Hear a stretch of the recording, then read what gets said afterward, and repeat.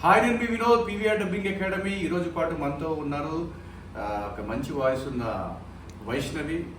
వైష్ణవి, నీకు ఈ అకాడమీ ఎలా తెలిసింది? అసలు ఇదివరకు వాయిస్ బాగోలేదని చెప్పారన్నారు.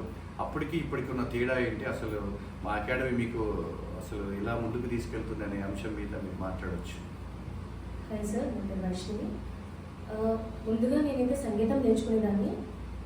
ఒకసారి నేను వైజాగ్లో ఆడిషన్కి వెళ్ళినప్పుడు మీ గుర్తుకు బాగాలేదు, మీరు అసలు దేనికి పనికిరాదు అన్నారు.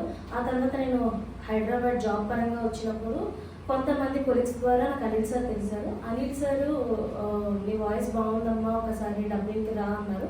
ఆ తర్వాత అనిల్ సార్తో నేను టైప్ అయ్యి ఇక్కడికి వచ్చాను.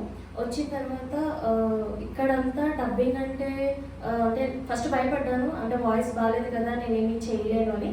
తర్వాత ఇక్కడ ఇచ్చే ప్రాక్టికల్, ఇక్కడ ఇచ్చే వాయిస్ ఓవర్ ఏదైనా సరే నాకు ప్రతిదీ కూడా ఒక అవగాహన కల్పించి ప్రతిదీ కూడా నాకు నేర్పించారు. అలాగే ఇప్పుడు నాకు ఒక ధైర్యం ఉందా అని చెప్పగలను అనే ధైర్యాన్ని నేను తెచ్చుకున్నాను సార్. Okay, good Vaishnavi. అలాగే ఖచ్చితంగా ఒక వైష్ణవి మంచి ఆర్టిస్ట్ అవుతారు. కాకపోతే చేయాల్సినంత కూడా కాస్త సమయాన్ని పెట్టుకోవడమే. ఎందుకంటే మేము క్లాసెస్ చెప్తాం కానీ ఫ్యూచర్లో మీకు అవకాశాలు అవన్నీ కూడా అంటే ఇలా వెళ్ళండి అని చెప్తాం. కాబట్టి అవకాశాలు వినియోగించుకోవాలంటే ఖచ్చితంగా వైష్ణవి మీ వంతు ప్రయాణం మీరు చేయాలి. కాబట్టి ఖచ్చితంగా వైష్ణవి ఈ వాయిస్ ఇండస్ట్రీలో ఒక మంచి స్థానాన్ని సంపాదించుకుంటుంది అని నేనైతే గాఢంగా నమ్ముతున్నాను. కాబట్టి thank you very much. Thank you sir.